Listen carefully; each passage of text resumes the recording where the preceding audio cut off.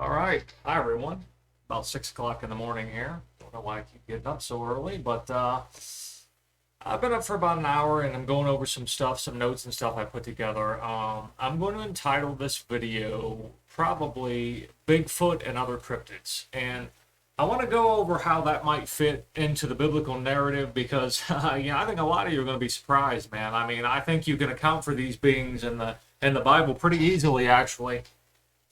And I think it explains a lot of their abilities. Like a lot of people that have these encounters with Bigfoot, they talk about like this almost supernatural fear or terror that comes over them.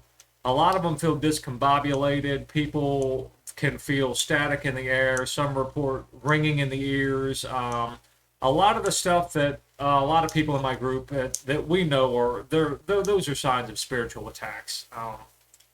And if these beings really are hybrids, like I think that we can make a pretty good case for, that would explain a lot of those abilities, and that's why I felt led to do this video. And first, I was reluctant to do it, man, because I just didn't want to deal with the doubt and really all the negativity that comes from people anytime you speak out about this. It's like people are just demonically influenced and charged to attack anyone who wants to even try to develop an opinion about this. And you know what? I'll tell you what it reminds me of. Folks, I'm 43 years old, okay? Back in the late 90s, early 2000s, when a lot of us knew that there were UFOs in the sky, man, if you brought that up back then, you were laughed to scorn, you were ridiculed. I mean, I've lost friends over it, because I did believe that there was something going on, some type of phenomenon that was unexplained, and because everybody believe, well, not everybody, but most people believe the garbage they hear on the news and what the government says. Back then, folks, if you believed in UFOs and aliens, you were an idiot. And they made sure you felt like an idiot. They would put it on the news and they would do like a little segment of maybe a sighting somewhere, but they'd be sure that the newscasters were there, and they were typically groups of people, so kind of like when you're watching it, you feel like you're outnumbered, you know what I mean? So there'd be like 3 or 4 newscasters there, and they would have a big old laugh about how, people are ignorant to believe in UFOs, this, that, and the other, and now you got the government releasing the videos now, saying, oh, well, we've had these videos since the 90s. Well, gee, that was back when everybody, well, not everybody, but that's when everybody in the UFO community was saying, hey, these things are real, and getting laughed to scorn. I'm still a little sore about that, man. The government pisses me off. Newscasters piss me off. Those are about the fakest people in the world, man. I can't even handle watching it. I don't know how some of y'all watch Fox News and CNN, man. I would literally want nothing to do with those people. They talk in such a way, and everything they present is nothing but brainwashed garbage. If you're watching that stuff, I don't know what's wrong with you, because you should know by now that that's nothing but that's deep state brainwashing programming for you. But anyways, I'm going to start this video, and I'm going to work off my notes here, and I'll probably stop in a few spots and elaborate if I feel led to. But okay. I think the first question a lot of people have, okay, where do these entities like Bigfoot and other cryptids fit into a biblical narrative? Okay, well, in my opinion, they're the Nephilim.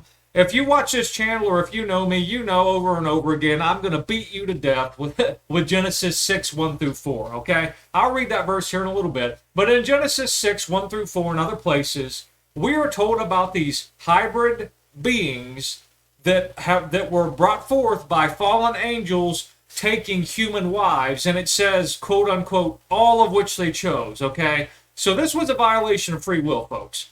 These angelic beings came down, and they took these women forcefully and raped them, okay? And they had these hybrids that the Bible calls the Nephilim, okay? Nephal means to fall. Anything that ends in a heme, like an I am, that's plural, folks. That's 3 or more, okay? So it's the fallen ones, the Nephilim, okay? I'm going to read that verse to you real quick so you understand what I'm talking about, okay? It's Genesis 6, 1 through 4, okay? When it came to pass, when men began to multiply on the face of the earth, and daughters were born unto them, that the sons of God, those are your fallen angels, folks, sons of God, okay? That's B'nai Elohim. That means you are a direct creation of God. We're the sons of Adam, folks. We're the sons of man, okay? Sons of God, sons of man, 2 different things. We're the sons of Adam, sons of man. Angels would be a son of God because they are a direct creation of God, okay? After Adam fell, we are no longer direct creations of God. We come from Adam's fallen seed. So that's the That's the difference in the verbiage being used here, okay? Okay. The sons of God saw that the daughters of men, that they were fair, and they took them wives, all of which they chose. So the women didn't have a choice, folks. These angelic beings came down, they took these women, and if you were willing, great, and if you weren't, you got raped. That's what's implicated here, okay? And the Lord said, my spirit shall not always strive with man, for that he also is flesh, yet his days shall be numbered 120 years. And here's what's important, folks. There were giants. Now, that word giant is Nephilim. If you look over here in the NIV, they translate it correctly. It says Nephilim, okay? And there were giants / Nephilim in the earth in those days, and also after that, meaning after the flood. So, if you know anything about the Bible, the flood came to get rid of all that technology and to get rid of all these hybrid beings because they weren't in God's plan for creation, okay? There were giants on the earth in those days, and also after that, when the sons of God came into the daughters of men, and they bare children to them, the same became mighty men which were of old, men of renown. Okay, that's talking about Hercules, Thor. All the mythologies pretty much cover these beings, folks. Now, whether you're in Norse mythology and they're talking about like beings like Thor, or if you're following the Greek mythology and it's Hercules, and you can go back to the biblical texts or not biblical texts, but the ancient texts about Gilgamesh and all that. Folks, these are hybrid beings, okay? They're hybrid beings. They're half angelic being, half human. And the Bible accounts for that. I'm not going to spend a whole lot of time on that because, like I said, I beat people to death with this verse. And I do it a lot because you got Christians that just don't believe the Bible, and I can't stand that. So, and they want to argue and say that hybrids aren't real. And to me, if you call yourself a Christian and you don't believe these verses, I don't know, folks. I just don't know why the Holy Spirit in me has me believe it and you don't. I don't know what's going on. One of us is wrong. Anyways, okay. Now, if these Sasquatch beings, if they're this powerful, folks, and which most accounts they are, and they terrify us so bad, why don't they rule the earth? How come they're not ruling over mankind? And I think an argument could be made over numbers. Mankind repopulates, and we repopulate faster, whatever. But I think there's a little more to it than that. And that's what I want to go over. Okay. So why do these beings go out of their way to hide from us? Okay, they're more powerful. They should be able to rule the world if they wanted to. Well, I think the Bible covers that. Okay, in my opinion, they're hiding because God worked through the Israelites to kill most of them off. Okay, they are literally in fear of mankind because of God. They fear God's blessing over mankind and his wrath on them when they challenge mankind. Okay. And there's a lot of biblical accounts, folks, like when God worked through Joshua to clean out the Holy Lands, when they came in there and took back over the lands, those were Nephilim tribes, folks, okay? The Bible tells us in a few places about how God led the Israelites through wars with these Nephilim tribes. Just a couple examples are when God worked through Joshua to kill some of them, I'll go over that Bible verse in a minute. You remember in Numbers where it talks about how, remember the spies go into the land and they're getting ready to go in and take the Holy Land, and then the spies come back and they're terrified and they say they were giants and we were grasshoppers in their side and they don't want to fight them, but Joshua and Caleb do. That's the Numbers verse I'm talking about. And there's another verse in Samuel where God orders Saul the king through Samuel the prophet to go in there and kill all the Amalekites. Something interesting about the Amalekites I want to get into too quickly. I'll get to that. Anyways, the Bible tells us in a few places about how God led the Israelites through the wars with these Nephilim tribes, and the Israelites were ordered to kill them off. Just a couple examples of when God works through Joshua to kill some of them, and God literally orders Saul through Samuel to kill the Amalekites, and that was the men, the women, the children, and even their animals, folks. They weren't supposed to leave any of those things alive. They were supposed to kill even their animals, okay? There's some speculation maybe they were having sex with the animals, and we know in Leviticus that if a woman were to have sex with an animal or a man, that both would be put to death by the law. So that's probably the implication there, though I can't prove it. And something interesting, though, about the Amalekites that are mentioned in 1 Samuel 15:3. First, I want to read you these Bible verses so you know what I'm talking about. Here's the verse in Numbers 13:33. Now, this is Joshua is getting ready to lead the Israelites back into the Holy Land and take it back over, okay? And the spies go into the land, and they want to get a look at what's going on so they can kind of plan their attack, okay? Numbers 13:33. And there we saw the giants, the sons of Anak, which come of the giants. And we were in our own sight as grasshoppers, and so we were in their sight. I'm going to read that in the NIV. It's a little more plainly worded. We saw the Nephilim there. The descendants of Anak come from the Nephilim. We seemed like grasshoppers in our own eyes, and we looked the same to them. Folks, there's really no debating that verse. This was a tribe of giants, Nephilim, that defended from angelic beings with human wives, okay? They probably didn't, I'm not saying they married them, but they took them and raped them is the implication. They are the Anakim, okay? Now I want to read you in Samuel. There's multiple tribes of these things, folks, okay? 1 Samuel 15:3, this is where I'm telling you, where God tells Samuel the prophet to tell Saul to go in here and kill all of these things, okay? All of these Amalekites, which are another tribe of Nephilim. Okay, 1 Samuel 15:3. Now go and smite Amalek and utterly destroy all that they have, and spare them not, but slay both man and woman, infant and suckling, ox and sheep, camel and ass. Okay, kill them and everything there. Now, Saul disobeys that order, and he doesn't kill them all, and that becomes a problem. He loses his kingship over that. But you read further in Samuel about that. But here's what I want to show you that's interesting, folks. The Amalekites, this group of giants, go to the Wikipedia page if you want to read it. Here, you know, I'm not crazy about Wikipedia, but sometimes you find some pretty good information here, okay?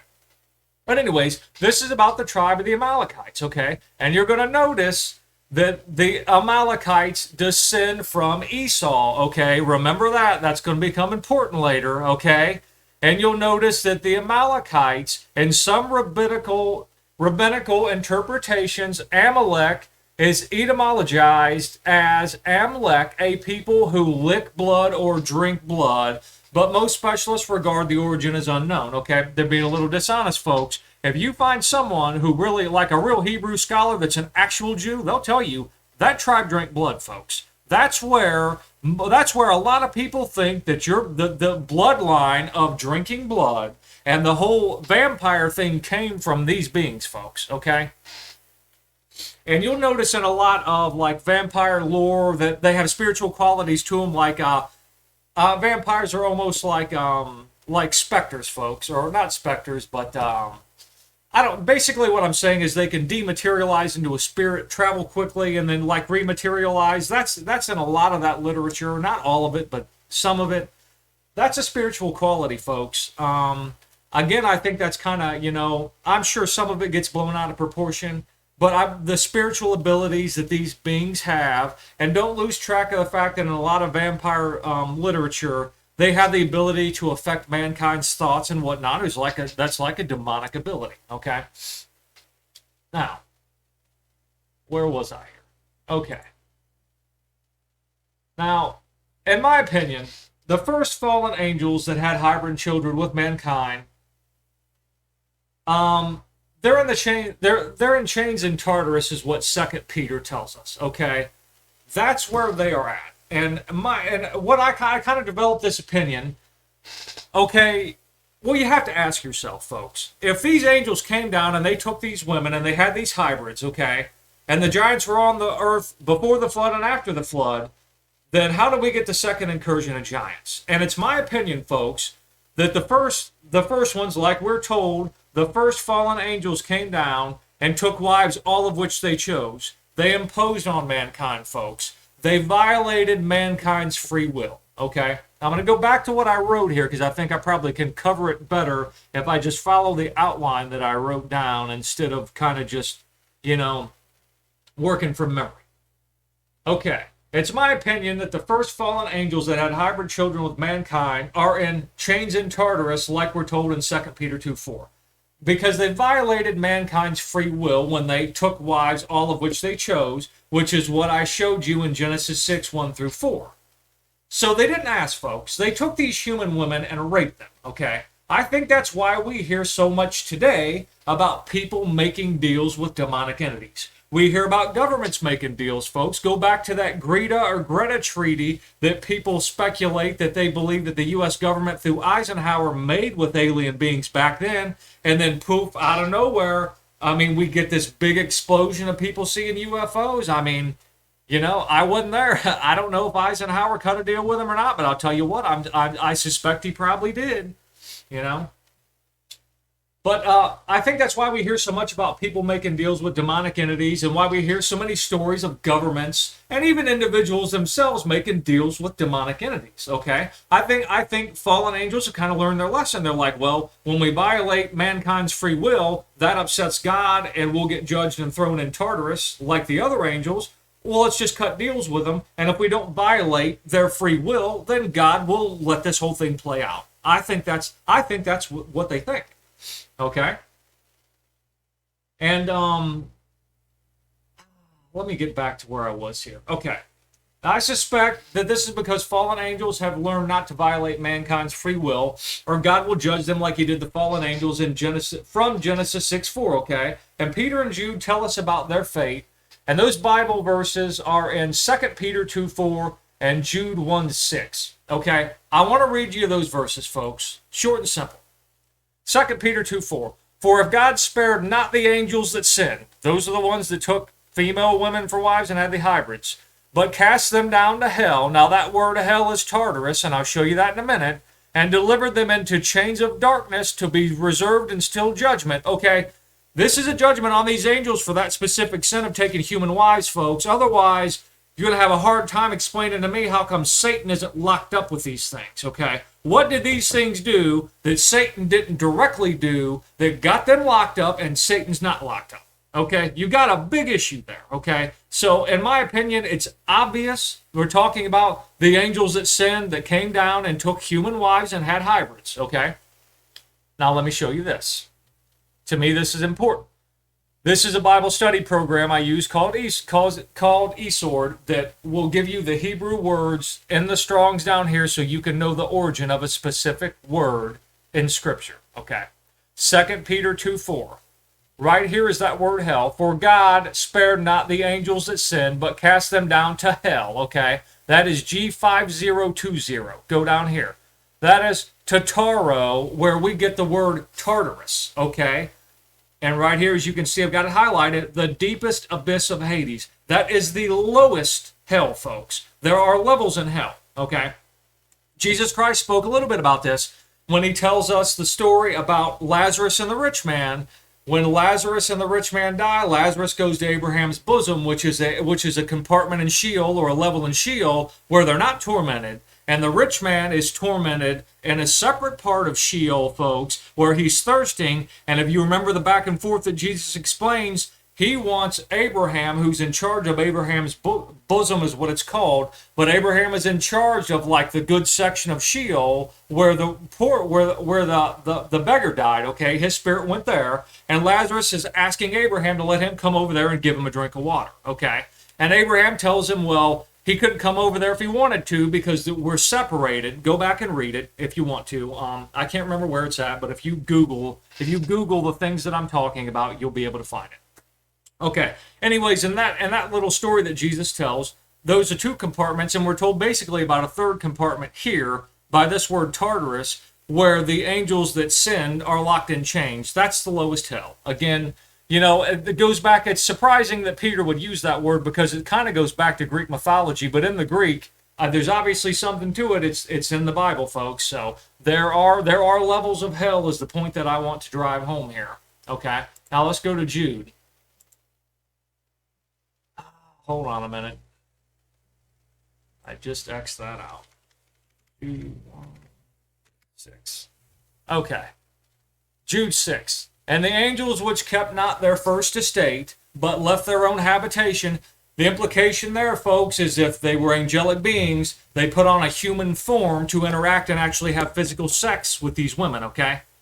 The angels which kept not their first estate, but left their own habitation, he hath reserved in everlasting chains under darkness until the judgment of that great day. Here's Jude confirming what we read in 2 Peter 2:4, okay? That's where these angels are, okay?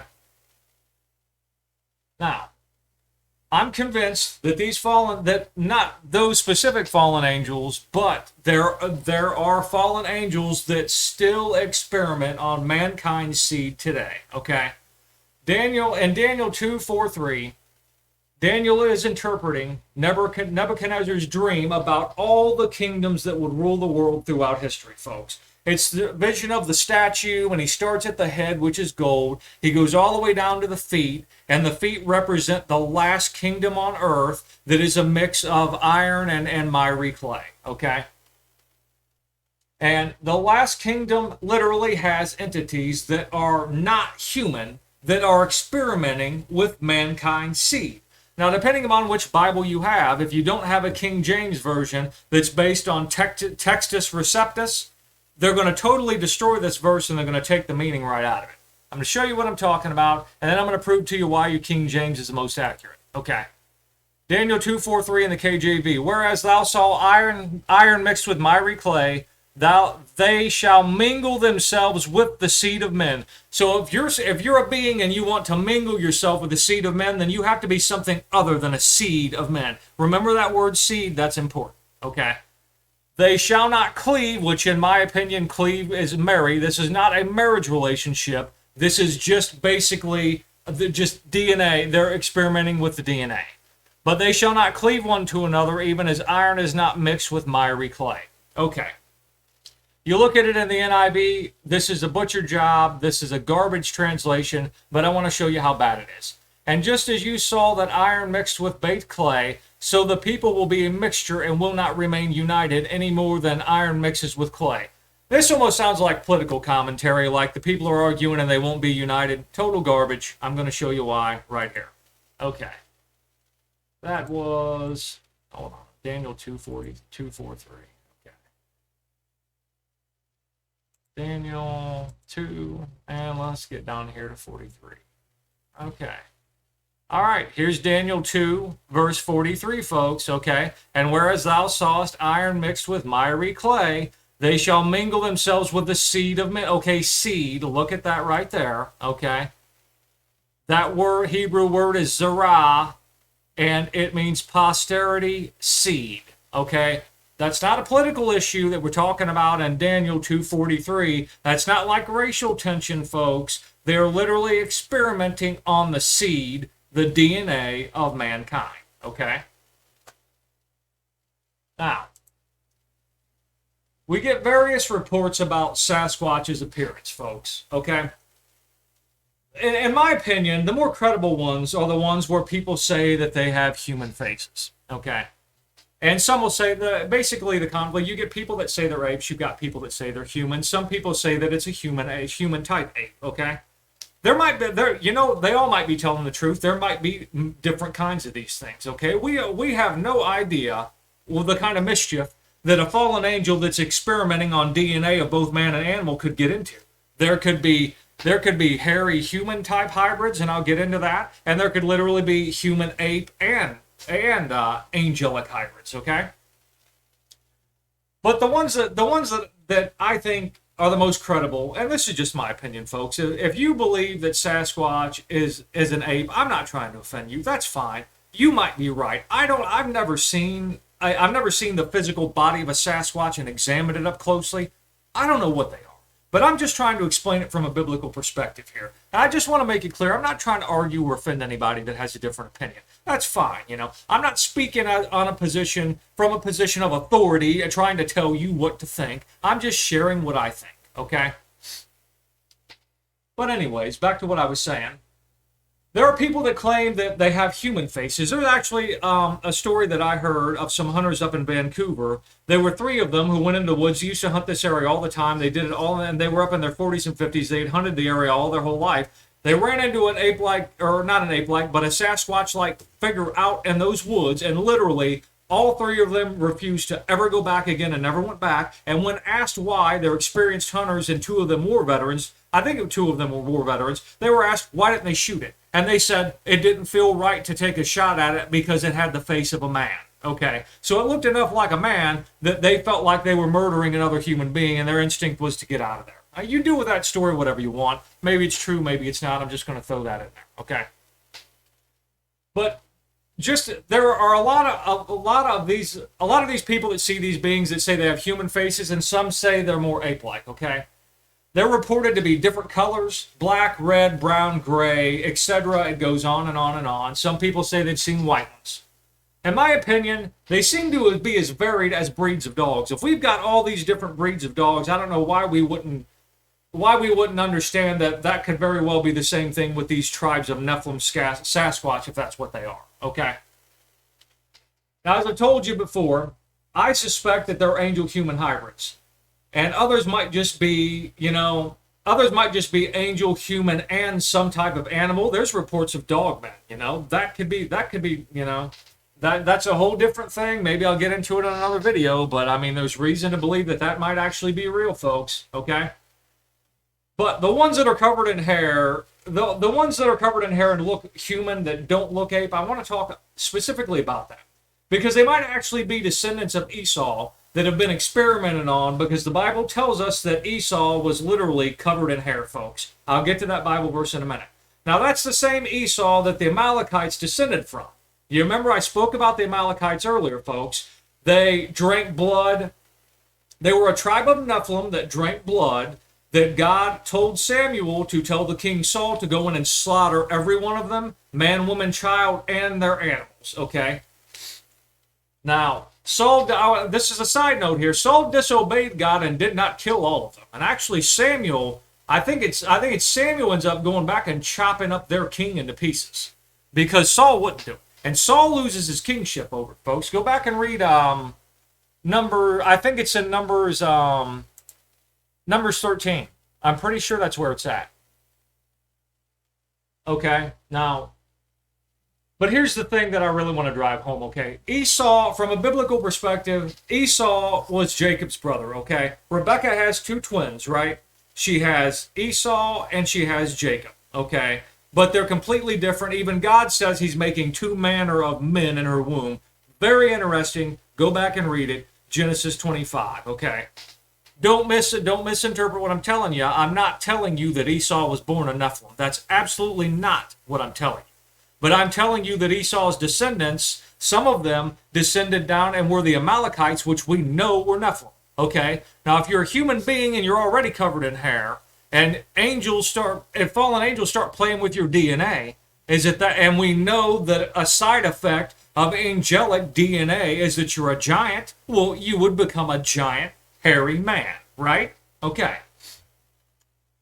Now, like I said, the Amalekites descended from Esau, and we know that Saul didn't kill them all.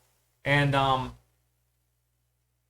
the point that I really want to drive home is Esau's appearance in Genesis 25:25, and I'm just going to read that verse to you now. Genesis 25:25. And first came out, they're talking about Esau, the firstborn. Rebecca is in labor, and she's having these children, folks. The first one to come out was Esau, and first came out red, so he had red hair all over like a hairy garment, and they called his name Esau.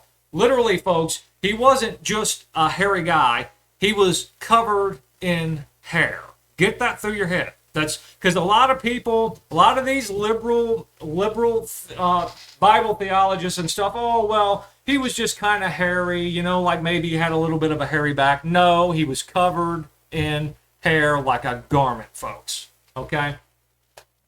Now, I want to show you this. People say, oh, well, that's not real. Well, we've got people walking around that are covered in hair today, folks. I mean, here's a picture. Here's an article in the Daily Mail about these people that have these genetics that are covered in hair. Look at these people's faces, folks.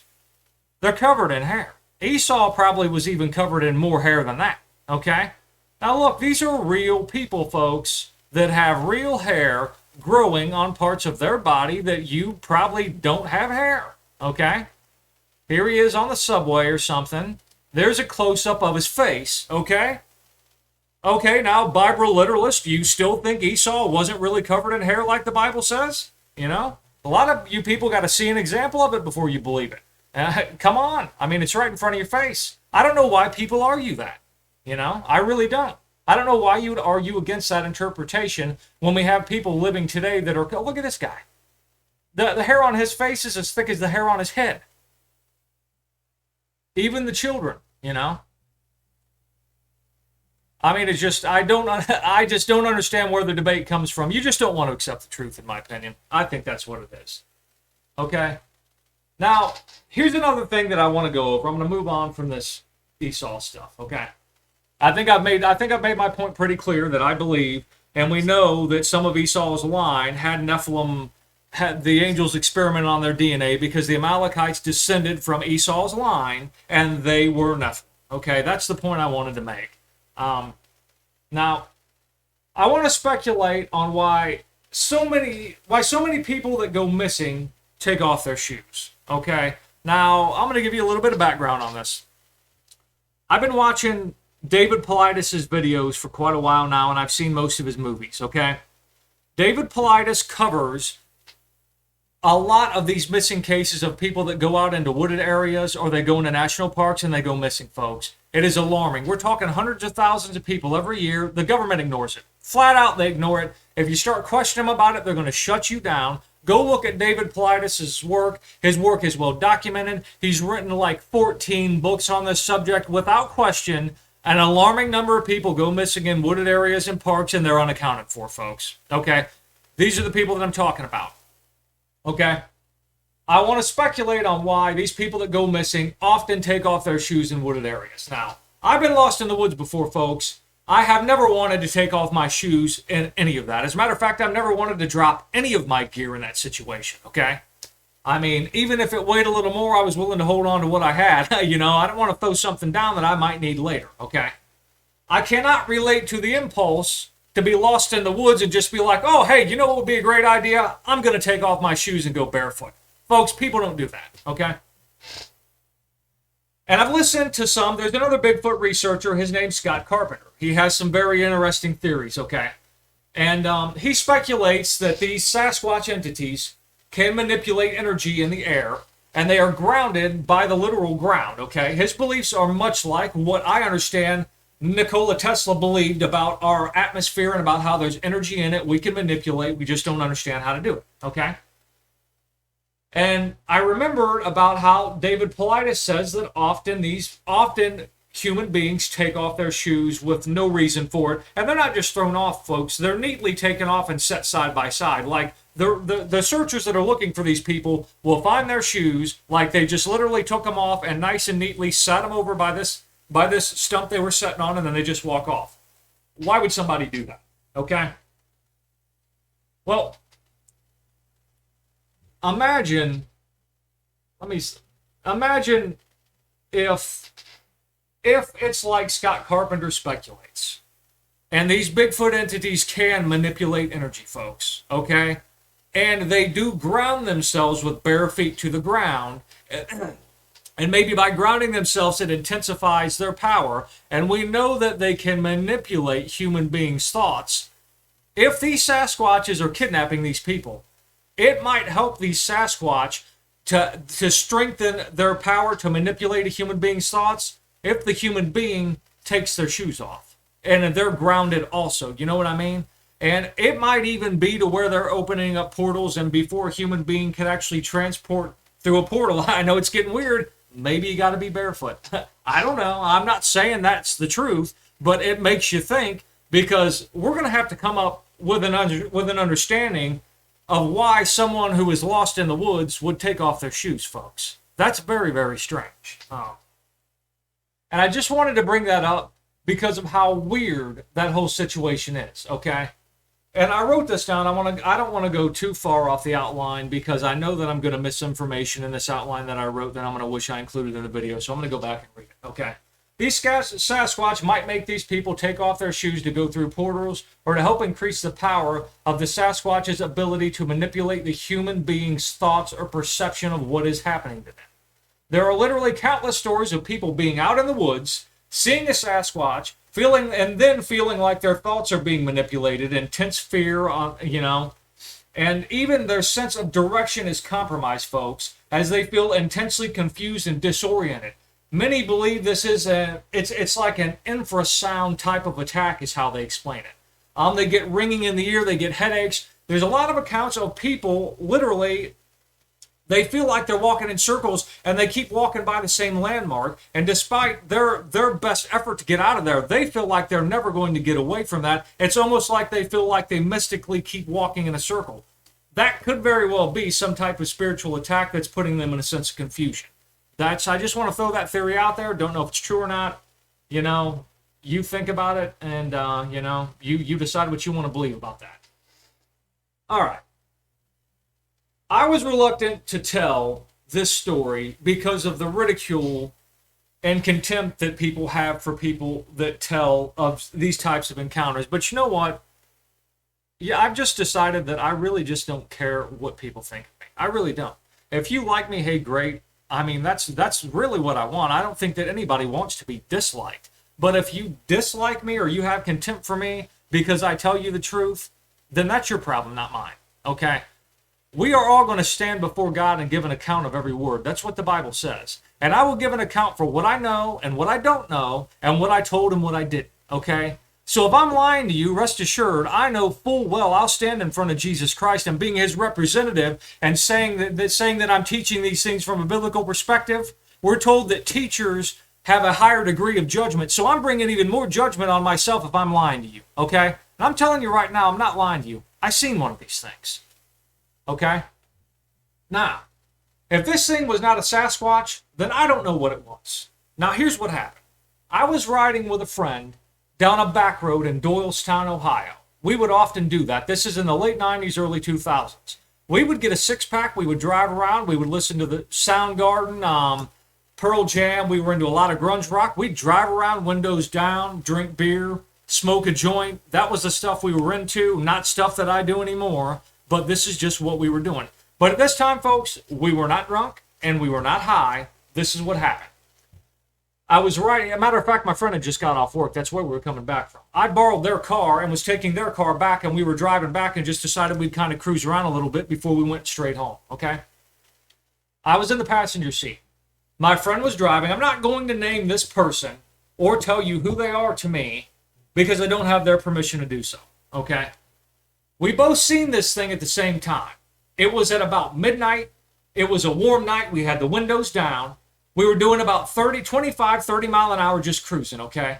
I seen this big man-shaped thing at the side of the road. It was on the other side of a ditch line that was about probably 15, 20, maybe 25 feet from a cornfield, folks, okay? I personally, myself, was maybe 20 feet maximum from this thing, okay? Its eyes glowed red in our headlights, and it looked like it had mud caked all over its hairy body. I don't remember smelling anything. Maybe the mud was to hide the scent from like a deer or an animal that thing was tracking, trying to hunt and kill. I don't know. But it was standing there, and it watched us as we drove by, like it was hoping that we didn't see it. Like if it stood still, we wouldn't notice it was there. The entire sighting lasted about 3 seconds. 1, 2, 3. Okay. We were doing about 30 mile an hour. We seen its eye shine first from probably about 50 feet away, and that kind of got our attention. We're like, hey, what's that? We both looked over, and we were both like, what the F is that? You know? And literally, right after I said that, it put me in a panic. I was like, go, get us the hell out of here. I was screaming at him, go, you know? Floor it, get us out of here. Now, I know what I saw was at least 7 feet tall, folks. And I know it was covered in hair. I know it was caked in mud. And I know it had bright red eye shine. And its eye shine made its eyes look huge, okay? There was not the size head of a normal human being, folks. This thing's head looked almost twice as big as a human's, and its eyes were probably almost twice as big. It was crazy, folks. I've never seen anything like that. I know what I saw. If that's not a Sasquatch, then what is it? I could take you right now to where it's in Doylestown, Ohio, to the road that we were on when we seen that thing, okay? Now, do with that story what you want. If you don't believe me, fine. If you do, hey, fine.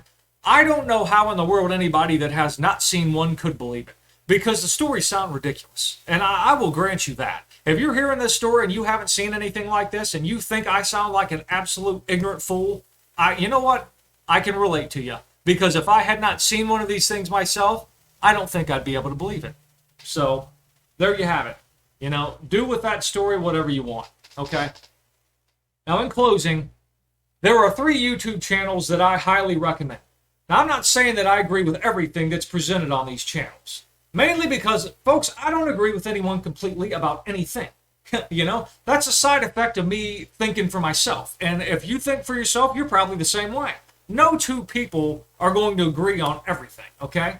But anyways, I want to put these links in. I will put the links to these channels in my video's description, so just look right below the video. And I highly recommend checking these channels out if you want more info on this, folks. And the channels are Steve Isdall's channel titled The Facts by How to Hunt, okay? A lot of people send him in mail and about their experiences, and he just uses his platform to give these people a voice, and he reads to you their experiences along with some of his own. It's a fantastic channel. I love it, okay? You've got Scott Carpenter's channel, too, that I like. Now, his channel is titled it's literally titled Scott Carpenter, okay?